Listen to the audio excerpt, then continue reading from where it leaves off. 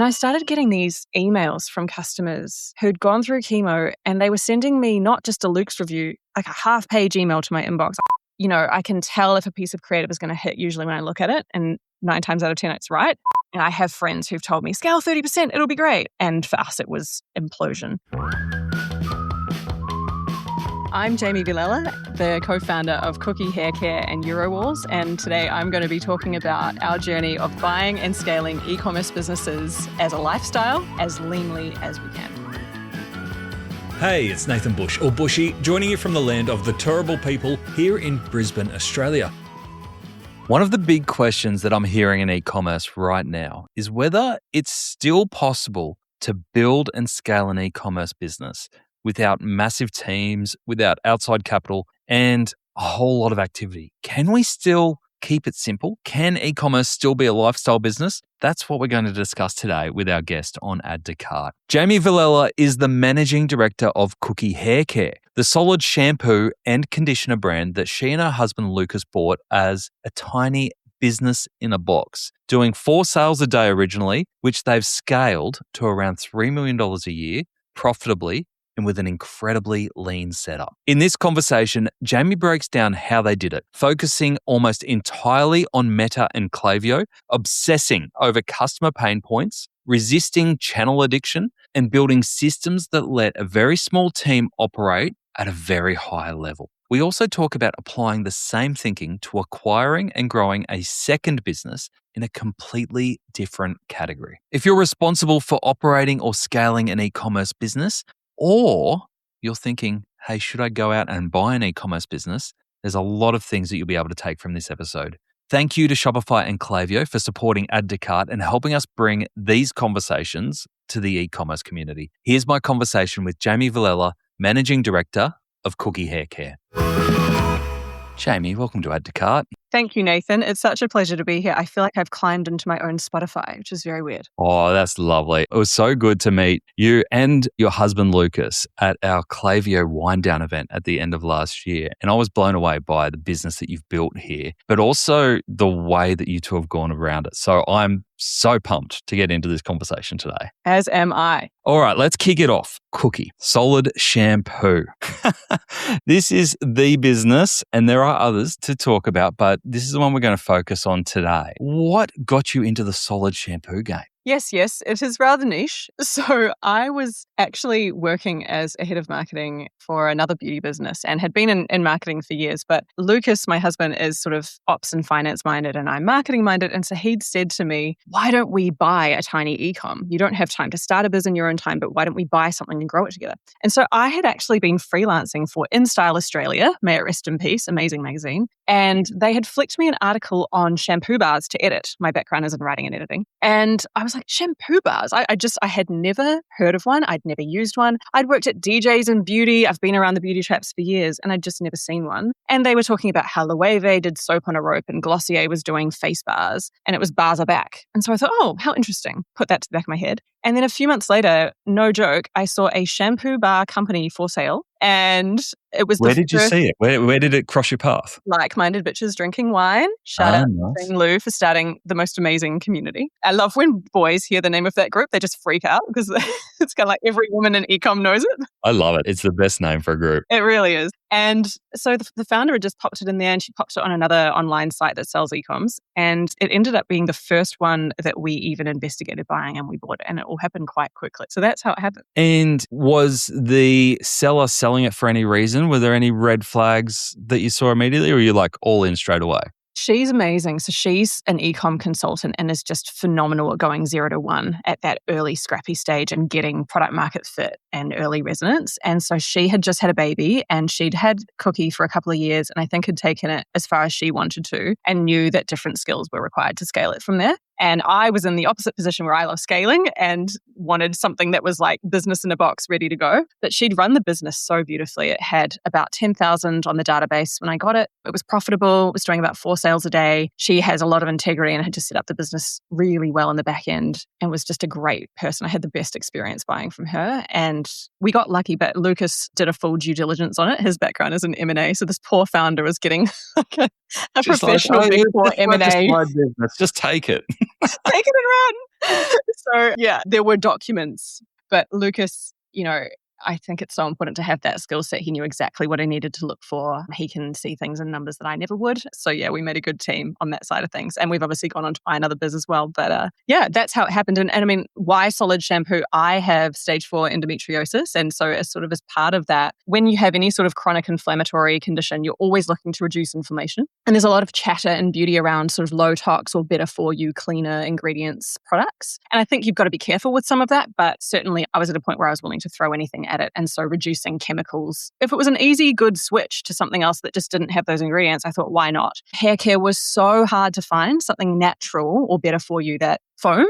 Like they just don't foam up. They're like these waxy things, whether solid or liquid. And when I tried the bars, they foamed just like a glorious foamy salon shampoo. And so I was really amazed by just the product quality of the biz we were buying. It wasn't a vehicle within which I then had to start from scratch. The products were amazing. So that's really what got me hooked as well. And I thought, solid shampoo doesn't leak in your suitcase. Better for you ingredients, light and easy to travel with in general. And now I'm a total bar convert. I've used them for years. There you go. Okay. So I think this is a good time to introduce your other business because we're going to talk a lot around your philosophy around buying and scaling businesses. So I think a lot of people might be thinking, oh, okay, cool. Well, with your background in InStyle and your endometriosis and obviously your desire for a healthy, natural lifestyle, it would be a very health-focused business, your second one. It's No. not. What else are you into? It's wallpaper. So September 2024, we bought a wallpaper business. It's actually a very poetic tale. So when Lucas and I went on our first date in 2018, he was doing his MBA in Sydney. He's from Brazil. And he was like, I'm working part-time at a wallpaper company. I was like, a wallpaper company? Okay. And I think I had it in my head, sort of commercial vinyl wall coverings or something like that. But he had an amazing time working for this company. The margins are stunning, as you can imagine, compared to CPG. And he just had a bee in his bonnet about it for years. He even got me to meet with the founders in 2022 about potentially buying it, but I had a beauty itch to scratch. I really wanted to do a beauty brand. And then actually in early 2024, he said, I can't stop thinking about Eurowalls. And I said, fine, reach You're out. like, fine, you've been talking about it since our first date. Give it up already. Correct, I give up. And so that actually happened really quickly. So we reached out to them in June. We'd bought it by September. And it's premium imported European wallpapers from Germany and Italy, but at amazing value. So it's sort of a value play. The wallpaper market in Australia is 89 million, and it's a really interesting market to be in. And I love beautiful things at home. So like whether it's pretty hair care or pretty walls, beauty and interiors is my bread and butter. So the interiors angle was, not There is a link. hard buy. And I think it's been so good for me learning how to sell a high AOV product with an incredibly long sales cycle where the customer behavior is totally different. And that's been a really good challenge and quite fun for me too.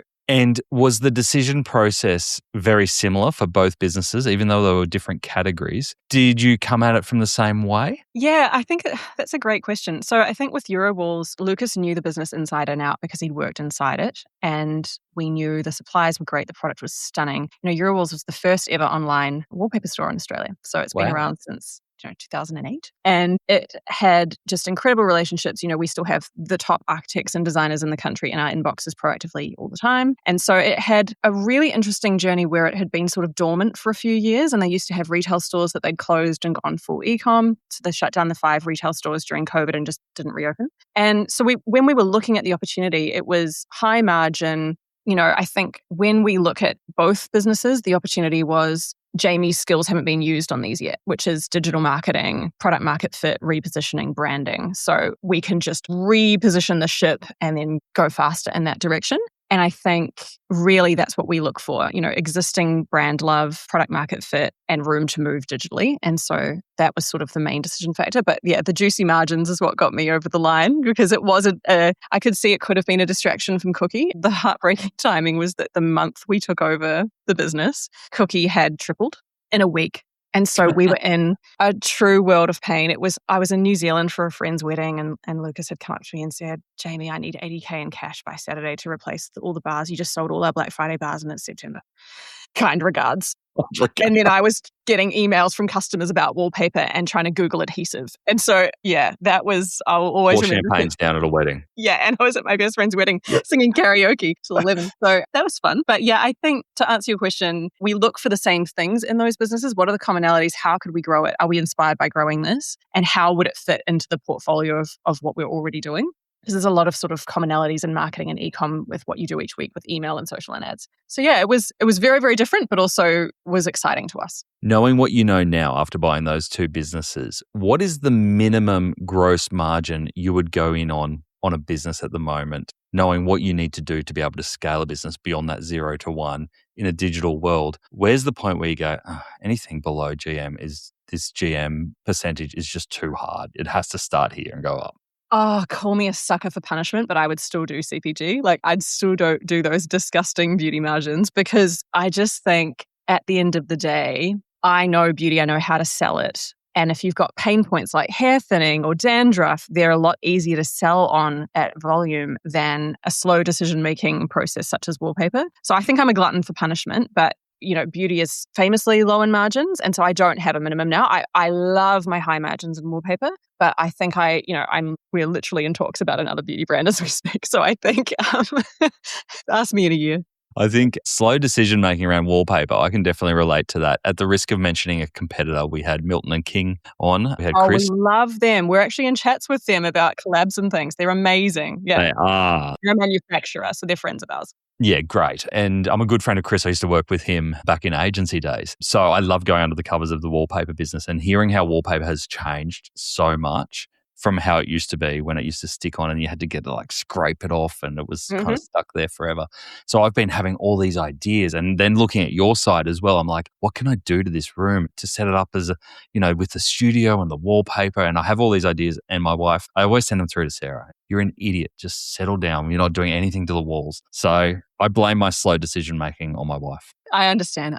It's crazy because you'll get, we'll sell A4 samples of different patterns and then someone will order samples in March and then install it in December. So, with Cooki, most people buy it the same day. It's not even a day that they wait. And so I've had to really get used to, with the wallpaper, someone might buy with the wallpaper, a customer might buy the sample, but then their installer or tradesperson might buy the roll. And so you can't even map the customer journey from sample through to roll. It's a glorious LTV job, let me tell you. But yeah, I think, again, different challenge, different industry, but yeah, very slow decision making. Well, it's so different, isn't it, to Cooki, where you've got 6,000 5-star reviews. So you're getting all of this feedback. And I can imagine, as you said, it's almost real time. You buy it, you use it, you give feedback. How have you driven all of that customer feedback to care? Like at the end of the day, and not to be disrespectful, it's a bar for your hair. For customers to go that next step and really, I've been on your site, you've got some amazing UGC, amazing reviews. How do you get them to care so much so they want to give all that back to you after that purchase? I think that's a really interesting question. I think it comes back to the stickiness of the emotional element of buying hair care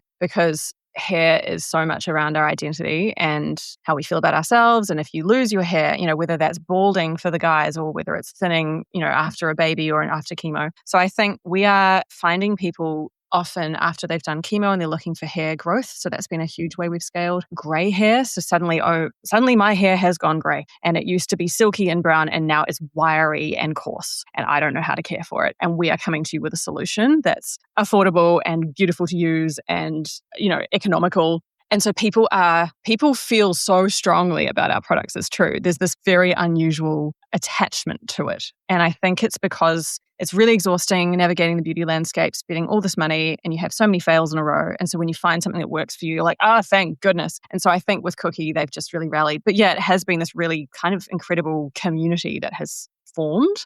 And I'm very grateful for it in terms of, how we get reviews. We send a Luke's automated email and then somehow 6,000 of them have come back in 18 months. So I don't know. I'm as shocked as you are, but it's been amazing to watch. Has there been a piece of feedback that's stuck in your mind or changed the business? Yeah, I love that question. So firstly, when I bought the business, it's important to add that I inherited an older demo because the original packaging was quite neutral. It wasn't design-led and it had just attracted that group with its positioning and the copywriting and the visuals. And I wanted to keep them and grow them, but also expand out, which is what we've done. But we still have this very loud, very OG cohort of women in their 50s and 60s. And many of them post-menopause are going through breast cancer and chemo.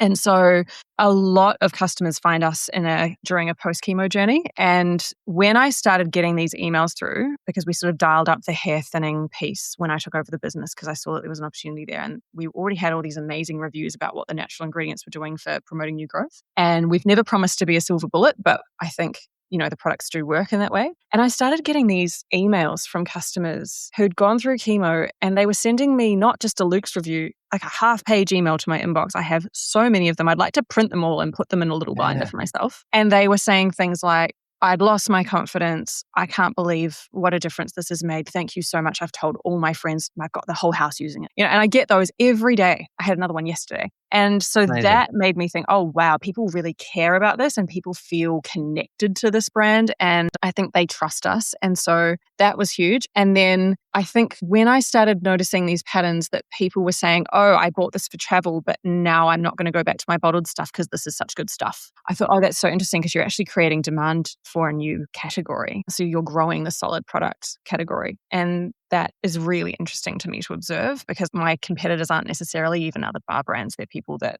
are using shampoo. Yeah. So yeah, that's been really interesting to observe. I love the way that you talk about how the cookie bars are transformative for people. We had Tara from Proud Poppy on a couple of weeks ago, and we were talking around clothing and fashion as a piece of identity and the emotion attached to that. And I can see the similarities there of being able to tap into the emotions and the use cases there. From a marketing perspective, when you go out and you're thinking about introducing Cooki to new audiences, are you doing the traditional demographics piece in terms of maybe having customer segments or profiles, or are you looking at it more around use cases such as I'm going through chemotherapy, I'm losing my hair, I'm going grey, or all those pain points that you're solving for, or is it a mixture of both? I'd say it's primarily psychographics in terms of, there's the segment that want to reduce plastic waste and they're really passionate about that. Well, I don't lead with that though. I think that's an incidental and sort of table stakes for brands today to be more environmentally conscious. So I think people find us sometimes through that, but it's generally around, better for you ingredients crowd, plastic free crowd, and then concern led. So we've also got this wild cohort of men who are obsessed with our peppermint shampoo for dandruff, psoriasis, and eczema. And I think dandruff seems to be this male issue. I'm so many customers who are guys buying the dandruff bar, and I just find that really fascinating. And so I've nicknamed that the husband bar because the husbands always steal it and then the wives laugh and email me about it. It's always the wives as well. It's never the girlfriend. Yeah. So I think definitely psychographics, but I think it's concern led and I think it's age range. And then I think there's travel. So the travel, psychographic piece can be any age. And we have lots of people in their 30s and 40s using the bars as well. But yeah, I think we scaled swiftly with the older crowd and with grey hair, menopause, chemo and concern led. And then sort of they've actually started influencing the younger people in their families, which is hilarious. And obviously word of mouth is really strong for you in terms of probably household word of mouth and then expanding out from there. What other marketing channels are really moving the needle for you to allow you to tell those stories? Honestly, we've played it so simple. So, when we bought the business, I had left my full-time job and jumped in full-time in Jan of 2024. And because there was only one of me, Lucas was still working full-time. We didn't have budget for, teams or anything. This was purely a social experiment for us. We'll put our own cash into buying this small business and see what we can do with it. Social and a marriage test all in one. 100%. I didn't actually know it was a working together test, but when we went to buy Euro, Lucas was like, this has gone really well. We are now ready for a bigger business. I was like, oh, I didn't know that this was good to know. Yes, correct. This has gone very well. Yeah. So I had really decided that we needed to scale on Meta ads because I just see Meta as if you can make it here, you can make it anywhere. And it's very much your positioning playground. I think a lot of brands have used organic for that really successfully, but you can also use paid. And, I think when we bought the business, we were doing about $50 a day in spend. And I just slowly started scaling that up. And basically, I think this might be a dramatic opinion, but I really think you can hit 5 to 10 million on Meta alone. You don't have to do other things. It's a terrifying little game I like to call scaling on one leg, and it's what we've been doing. What do you mean by that? Well, on the days where your Meta ads fail, you've got no legs. Yeah, okay. And that's a really bad week. And that's probably been 3 weeks of the last 2 years. What it also does is it cleans up all the noise around attribution. There's no double dipping. You've got Klaviyo and Meta. And those are the 2 ways we've scaled. So when we bought the biz, we were doing, I think in 2023, the business did 179K in rev. In 2024, we did 1.1 million in rev. And then last year, we closed at just over 3 million in rev. Wow. And that's just been Meta and Klaviyo. I think we started some token Google search late last year, and I'm not that invested in it. And I think that's because it can be really easy to go really broad and dilute yourself across a lot of channels and have that channel addiction. I needed to find product market fit. I needed to prove that what I'd bought could scale in a niche or in multiple niches. And so I put all of my energy and focus into learning to buy ads for the first time myself, making ads and scaling those ads. And so really, I think you could go and do an amazing affiliate program and you could spend time on organic, which I literally haven't. But I think you've got to pick a couple of channels and do them really well. And I think once you do well on those, you earn the right to broaden out from there. And that's where we would be this year, which is exciting.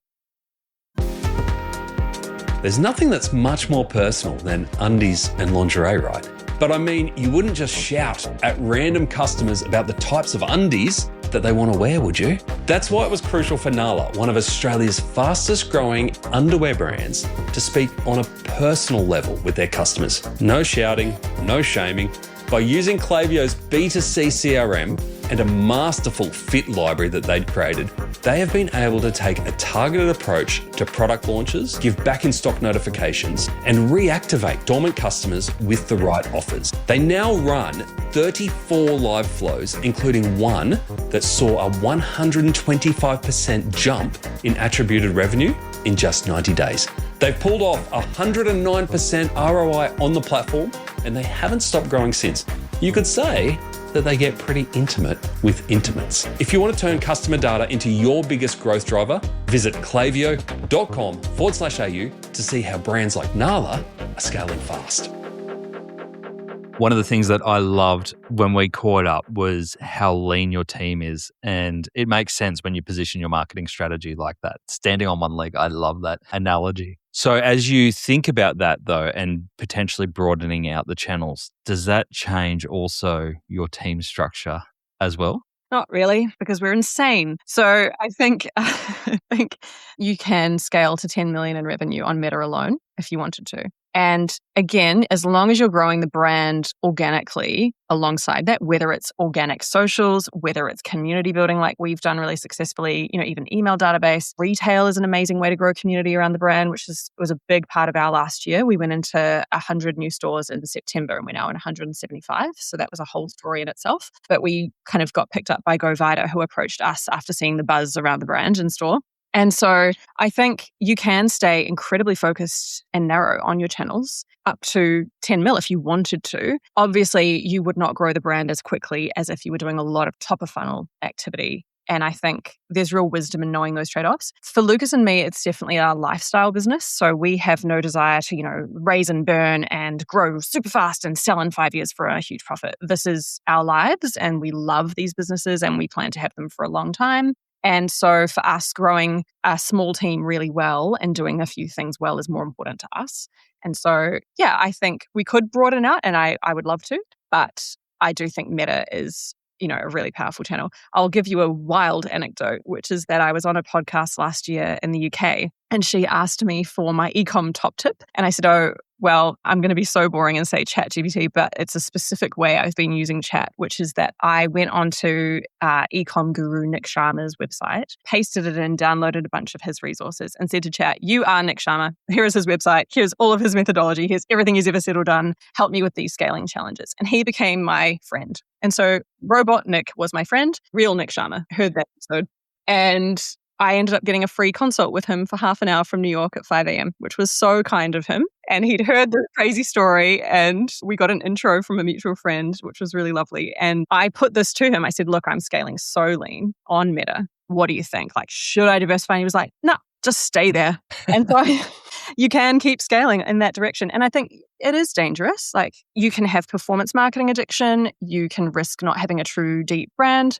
all these things we know. And I know best practice because I've had marketing teams of 10 and ginormous budgets in the past, which is, I now laugh in the direction of thinking of how my day looks and how my to-do list looks. But I think when you are buying and growing a business to your first 3, 5, 10, whatever you're trying to do, your biggest risk is going to be channel addiction and going too broadly too quickly and not being able to attribute correctly because you're double dipping. And so I plan to stay lean for as long as I can get away with. And I think you soon start to surface problems such as, brand awareness is a problem or following is a problem or whatever these things might be. And that's when you think, okay, well, how do I grow those channels better? But in terms of revenue and profit, Meta can be fantastic if you know what you're doing with creative. And what is your Sharma bot and your lived experience telling you around? Is there a playbook that you're using to kind of get that scale? When you talk 1, 3, 5, 10, where should people start? If you're talking about setting up Meta, where would you say, actually, the low-lying fruit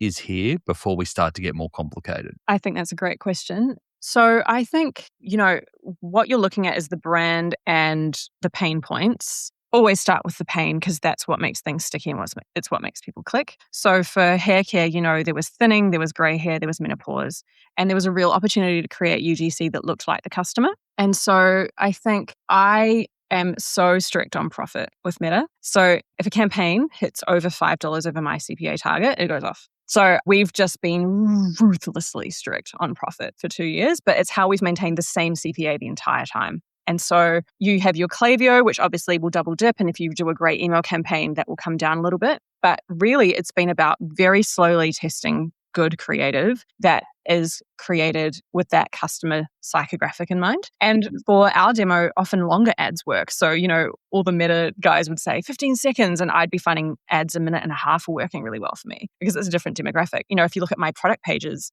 best practices like half a para to a para. Mine are long. Our conversion rate last year was 8.4%. Holy moly. Yeah.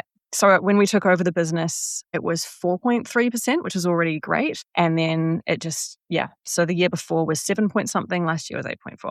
And that's really unusual when you've got so much money or so much traffic coming from Facebook, right? Or Instagram from paid traffic, because usually it bounces when you're increasing those volumes, especially as you scale it, your conversion rate will go down over time. But to hold it at over 8% is incredible. Because we're so focused on our audience and we know exactly who they are, what they want, what they respond to, and what they hate. And so we've just been very defined with who we're acquiring. And so I think it would have been really easy to start all these other sort of ring fence tests. And there was other stuff that I spoke to Nick Sharma about was around, age range testing and all these things when you have an older demo. And he gave me some great advice there. But I think, to answer your question, it's you have a hypothesis of who the customer is. Once you get early resonance with a couple of ads, you just triple down on it and you watch every element of the funnel like a hawk. So how are CPCs looking? Then how's add to cart looking? Then how's conversion? And I think it is a really analytical game, but I can also, I have sort of like a gut feel relationship with the account and I can just sense it, which is insane when I say that to most buyers. But, I can tell if a piece of creative is going to hit usually when I look at it. And 9 times out of 10, it's right because we just know this customer so well. And I think we're lucky that it's a really niche audience. And so that's been how we've done it. But I'd say, on Meta, I'm surprised how many e-commerce owners I speak to who don't have a target CPA. They don't necessarily have a target of what good looks like each week in terms of making or losing. And I think when you're starting out, it can be quite nebulous. But Captain Lucas over here was like, this is it. And so I had something really crystal clear to aim for and I love a goal. And so I just have kept everything to that level. And, if Facebook ads blow out one week, then you have to run a flash sale on email, but we try and avoid that as much as possible. And I think really it is that balance of great creative, not scaling too quickly. I never scale more than 15% more every 2 days. Yeah, okay. And I have friends who've told me, scale 30%, it'll be great. And for us, it was implosion. And so I'm very, very strict on scaling very slowly, very sustainably, and very profitably. But I think all the legwork was done before we started within Meta because the brand strategy was so clear in terms of we've done focus groups on the customer. We know what we're going after. We have a hypothesis about what creative they'll respond to. And then we iterated it from there. I think if you're going to try and go for everyone, that's when you fall into trouble. You mentioned before that there were only 3 weeks where Meta left you in the lurch from a driving traffic and revenue perspective. What happened there? Was it a case of costs just skyrocketed out of control? Was it that campaigns just weren't working? Because when you talk about that $5 CPA, it's either on or it's off. I love that approach, and it makes decision making really simple. Very simple. Is it a case of running out of ideas or the market just getting ultra competitive? I'll tell you what happened. The first one, my ads stopped serving. Oh, but we were that'll still do it. spending. Yeah. So it was a meta glitch apparently, and we were still spending the money, but they were not reaching anyone. And so that was awful. That was in about March of 2024. And then the second one was in September of 2024 when my ads just all died for some reason. It was just this really scary week where they all just sort of flopped. I think it was creative fatigue, to be honest. And so I went from sheer panic at the beginning of the week to within a week later launching an ad that tripled our business. So we went from 40 to 120 sales overnight, which then never came back down. And so that was one great ad. And so I think creative fatigue, and that was a really early lesson of I need to become a more seasoned media buyer because this is all very new. The third time was the Andromeda update in September 27, 2025, if we all remember that day. Mm-hmm. And most brands tanked for about 3 weeks. And the fourth one was when I took some advice that had worked for another business and scaled by 25% instead of 15%, and it imploded our ads for 3 months. Okay. That's all explainable. It is. So, I mean, look, I think generally speaking, if you keep on top of your creative funnel, you can sustain those campaigns and you can keep things moving. And I think it's a real mixture of the art and the science. So it's creative hitting and then it's being quite experimental around your buying and trying things. So I love following other buyers on LinkedIn and stealing all their ideas and trying things. So I think it's that mix. Expanding into new markets isn't just about selling more.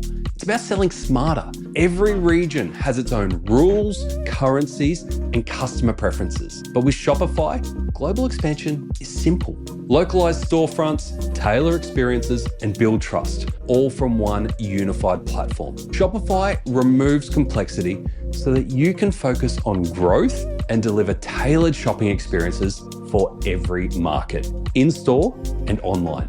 Accept over 100 currencies with Shopify payments for fast, familiar checkouts, and use built-in analytics to identify your most profitable markets. One platform built for global adaptability so you can scale without growing pains. Visit Shopify for Enterprise to learn more and start selling worldwide. You mentioned the creative fatigue, and I think that's a really interesting piece that we've been speaking about on Add to Cart for a little while now. You also have a really tuned in radar on what your customers like. We kind of hear it both ways. We hear that even founders, we've got Mike from Scratch, who is a really creative guy, but he said, look, I've been throwing up lots of creatives and the ones that are working are the ones that I'm not expecting to work. And I don't really want to work, but they still work. And the ones that I think are going to knock it out of the park aren't working. You said there that you are really confident in what you put up and that you know will work and resonate with your audience. Have you ever been surprised? I think the one that tripled us shocked me because it was a 2-minute long lo-fi in-bathroom UGC piece. And I knew it was good. I knew it was a really compelling ad because it was so authentic. And I actually met someone at a black tie wedding at the Opera House last year. And she said, oh, what do you do? I said, oh, I have a brand called Cooki Haircare. She was like, Cookie, I have the ginger one in the tin. And her husband was like, I'm not allowed to touch it. And she said, oh, I saw this lady and she was so authentic and genuine. It just didn't feel like an ad. And so that one, I knew it would be good, but I didn't know it would triple us overnight and change our business. And so that was a shock. And that's been a great template to kind of follow. And it's given me confidence that you can go for longer ads and they can be incredibly explanatory, almost hitting every single pain point up front. And then similarly, just a really lo-fi static I made in Canva of like a photo with a one headline on it. And that's been a bread and butter piece that I can keep going with for a year and a half. And I think I've learned that ads are like steak. If you rest them for 15 minutes, they can reemerge. So I rest my ads like steak. And so I'll find that I have an amazing campaign that then fatigues. You can actually turn that whole campaign on 6 months later. And sometimes it has a second wind and does amazing. So just little things like that. I think bringing ads back again is something I wish I'd known sooner. They can thrive, they can die, and then you can resurrect them, which really helps your funnel too. Great tip. Going back to that 8% conversion rate, because that blows my mind. One of the things that I noticed on your website is that you have your payment options directly under your add to cart button. So it's a really unusual layout in terms of you've got your add to cart button and then the logos of all your payment options, including your credit cards, which I haven't seen before. And I'm assuming there's some science behind this. Where's that coming from? So I inherited that with the site from the founder. And I also thought it was odd. I was like, what's that? And it originally had said 100% safe checkout guaranteed in green font as well. And I was like, well, I don't know if I really want to guarantee that. So I took that out. But when I took over the business, I would get, it's so funny the comments that you get. I've had so many, Lucas and I have an in-joke where sometimes one of us will just say to each other out of the blue, what about conditioner? And we'll both crack up laughing because the number of times I've had, what about conditioner under an ad? It's like 70 times at least. And the other one is, do you have PayPal? Do you have, Afterpay? And we'll get emails about it. And when I saw all the payment options there with the PayPal logo, I was like, can't hurt. And so you're the first person that's ever spoken to me about it. Maybe I should remove it. But No. I have it in the bottom of the EDMs as well. And I just thought, you know what? There's so much angst with this demo that I inherited around scams online, understandably. And so any assurance we can give them around PayPal, payment options, it sort of goes hand in hand with the 60-day guarantee that we offer. I think it's just reassurance. But I agree. It was an unusual design choice. Yeah. Yeah. And it makes sense now when you even talk about the demos that you've inherited. I'm like, oh, yeah, that kind of makes sense. And sometimes I think in e-commerce, we take some of the most basic things for granted in that, customers are comfortable buying online. We're sweet. They know it's being taken care of. Yeah, I have a few that still want to order on the phone, which I was personally doing for all of 2024. That was fun. I used them as an opportunity to sort of do, customer interviews at the same time. But yeah, they're saying, I've been scammed and I want to order it directly. So yeah. I get it. I'm really interested in, from a product perspective, you have some of the most I looked at your site and I'm like, some of these actually sound like cookies or desserts rather than shampoo bars. And I'm really keen to hear how you help people take that first step, especially new customers that land there for the first time. Because I can imagine, as we were talking about before, it could erode your conversion rate pretty quickly if they're just interested and they're having a poke around. But you've obviously done something to get them to convert straight away. I could imagine that having not that many options, but interesting options could cause a little bit of cognitive dissonance around, I just don't know which one to choose. I'll come back later and do it. How do you get people to make a decision there and then? Great question. I think the reality is that most of our ads are about a specific product. And so they're coming through with, 6,000 5-star reviews, 60-day guarantee. And then they click through a piece of UGC that looks or feels relevant to them. And then they land on it. And then there's Tolstoy with other UGC that looks and feels like them. And then they start reading the reviews. And I think this audience is very decisive. My Nana, who's 90, we put new wallpaper in her bathroom. She wanted Laura Ashley wallpaper to match her Laura Ashley kettle and toaster. It's chaos. It's a lot of blue in there.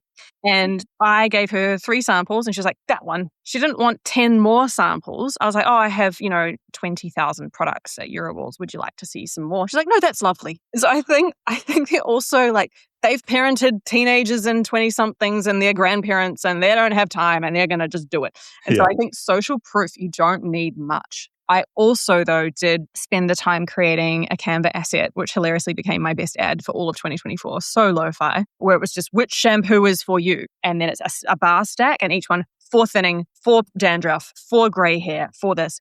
And then we have a CTA at the bottom of each product page, which is deciding between a few, email us here. And we make it really easy. And so we do very tailored advice back and forth, tons of customers each day. And I think you can see in my product pages, it's very long. It's like, prefer low scent, go here. Prefer fragrant, go here. It's like a clickable little map where you can kind of bounce around eternally. But I think they're more decisive than a millennial. I think usually we funneled them straight to a single product, not a category page. And I think within that page, there's enough social proof that they're willing to just give it a go. And we make it really easy to give tailored advice. Makes a lot of sense. Sounds easy.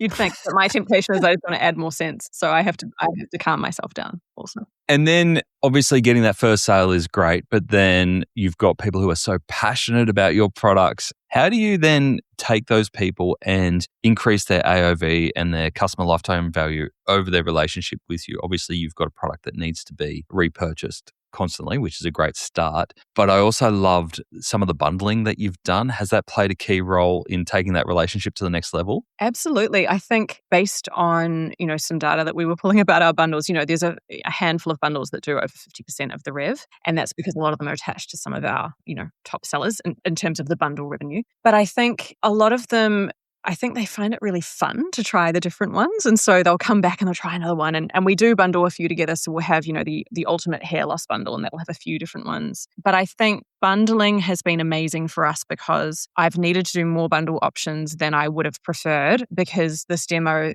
if not every single bar in both tin and box is in a bundle, you'll get an email. So I decided it was more painless just to have all of the options there, and there's 2 pages of them, whereas my preference would be to have 10 bundles. We also have build your own bundle, and I have found it so hard to get people over there to do it. And I think people just can't be bothered. They just want to, again, they're decisive, they're in, they're out. And so build your own bundle would be great, but people want those bundles. And so I find that, again, if I have a bundle ad and it goes, that bundle gets purchased, but making it really easy for people. So making sure that those starter bundles have all the accessories you need to have a good bar experience, which is why I don't just do 1 or 2 bars. I do a group of bars and accessories, has been really key as well. Is it hard then to get your head over to wallpaper then? Like if you're managing both of these businesses where people are on Cooki and they're like really decisive, it's like that one, let's transact, let's go. And then you're like, okay, what do I need to give people who are considering buying wallpaper for their home? If they're not like your nana who can just go, boom. Is that hard in taking those different customer journeys? Absolutely. There's so much more sampling involved. And what's helpful is, obviously with AI tools these days, you can do mock-ups or renders in someone's space. So they'll send us a photo of their space, we'll put it on the wall for them, and then they'll see. So that's been really helpful. A lot of our clients at Eurowalls do work with interior designers. So the designer's job is to be that decisive one, and they know our range really well. So, we send free samples out to interior designers, and we have, a huge community of designers who work with us. So I think they make that easy. But we also say, want to visualize it in your space, email us and we'll help. So again, I think something that flows across both brands is customer service is something we take incredibly seriously. We spend so much more time there than I would imagine most do. And we build a lot of kind of back and forth one-to-one relationships, but it's so worth it. And I think with wallpaper, it's a harder journey, but it's a really rewarding journey because it's a high AOV, etc. But obviously with Cooki, it's consumables, so they need to come back in a couple of months. With Eurowalls, they might not renovate a room for another 10 years. So aside from our designers, that LTV is going to look totally differently. So I think our LTV modeling in terms of CPAs for both brands are really different, understandably. Yeah. I'm in awe of how you've built both of these businesses, and you've done it sustainably, you've done it profitably, and you've kept your vision, what you want these businesses to be, that they want to be lifestyle businesses, that they need to scale, they need to be set up to scale, but they are lifestyle businesses. You're doing this for a reason. When you then talk around things like, hey, if you don't know which Cooki product to buy, just email us and we'll get back to you. Or we're dealing with interior designers. I can imagine that starts to get really manual and custom. Have you set up any systems to help make sure that you don't get pulled into that and like it takes up all of your time or makes you increase to a 10-person customer service team? Absolutely. Yeah. So I did all of customer service for Cooki until mid-2024. And that was very good training for me. But the cool thing is then we had a bunch of templates. So, we'll drop templates into ChatGPT, and that's the Jaimee tone of voice for Cooki or the Jaimee tone of voice for Eurowalls. And then we have an amazing customer service part-timer, VA, who does both brands. And so she can put the question into chat and it will reply in my tone of voice. Off it goes. And she's now learnt that tone so well that she replies as me. Sometimes she replies as me and I think, I don't know if that was me or her. So I think, customer service with Eurowalls, it was obviously a much smaller business than Cooki. Cooki's scaled a lot, so customer service has scaled a lot, but we're still very lean. So we have myself and Lucas. Lucas jumped in full time into the business last June. So we basically scaled to about 2 million in rev with just me and a part-time VA, and Lucas moonlighting for about 10 hours a week. Then he jumped in full time in June, which was incredible. And now we have, a VA who does ecom, a VA who does customer service, and then I have a part-time person helping with social and content as well. So that's it's still very lean and very much freelancers, but that's how we've done it. And I think customer service, we've just got a bunch of templates, and you'd be surprised, maybe not, how identical the queries are. It's like, what's the best for grey hair? Where are the blue wallpapers? It's Usually really simple. And I think in 2 years of Cooki, I've now been asked every scientific formulation question you could be asked. And so I have an answer for that too. Yeah, fantastic. All right. You're the master of systems, master of creativity, master of knowing your customer. Is there anything you can't do? Sleep. Sleep. That's fair. All right. Next 12 months, you've talked about continuing to scale both businesses, and you've obviously got some key targets in mind. Talked about potentially acquiring another business at some point in there. What are your priorities for the next 12 months? I think for us, it's such an interesting one with Cooki because there's this real balance of retail and D2C when you are bootstrapped, self-funded with no loans. So where I think hitting that 3 million revenue inflection point, most brands would take retail really seriously. You know, we had a really fantastic run last year. We said we wanted to be in 200 stores by the end of last year, and we got to 170. I thought Lucas was nuts when he gave me that goal, but it was a great year. And so basically we pitched into Go Vita at the local level, and then the bars started moving so quickly because we mobilized the community that then the national buyer reached out, and then we went into Go Vita nationally in September. And then within 2 months, the national buyer called me, and buyers don't usually throw flowers. They're very analytical people and very commercial. And he said, Jaimee, I've been here for 8 years, and in my 8 years, I have never seen an indie brand fly off the shelf like that. Never seen that revenue with a new brand. What are you doing? And I said, the people don't want to pay for shipping. The people want their cookie bars because they're going to Italy tomorrow and they want to come into the store. And so I send them in store. And so we really got behind that launch. And that gave us huge confidence for this year to go into retail more. So we're looking at, we're going to Expo West in LA in March. Super exciting. It's 7 stadiums of natural products. No way. All the buyers from every store in the world go. And so I think the US is a really interesting opportunity because we're very much health food. That's where we see ourselves. Can you put it out into the world? What would be the ideal US store to get into? Whole Foods and Credo Beauty. They're my 2 dreams. And so, we would see ourselves going into health food overseas before we'd see ourselves going into grocery here, for example. And so our challenge as self-funded, businesses is how do you keep D2C growing at a certain level to fund the cash flow requirements of the payment terms of the retailers? So where most people would start raising at our stage, we're like, nope, we're going to keep with our meta strategy and we're going to have to just keep growing even faster because retail is ramping up and we can't let it catch up. So I'm going to be doing a delicate dance of growing retail, but not too much. Otherwise, we will have to raise, which would be interesting and total strategy change for us. And then I think for Eurowalls, we've got some incredibly exciting partnerships coming up for Euro and growing that business. So, Lucas did an incredible job and was mainly running that one last year and it grew by 50%. And we want to grow Euro even more. We know there's a huge opportunity there. And so I think it's retail expansion, but not at the expense of D2C for Cooki and sort of going overseas for the first time. And then for Eurowalls, it's getting more of my time onto it because last year with tripling, I didn't have enough headspace for it. And I think having a bit more marketing time dedicated there would really do wonders for its growth. So that's the plan. How exciting. I'm exhausted for you already. Thank you.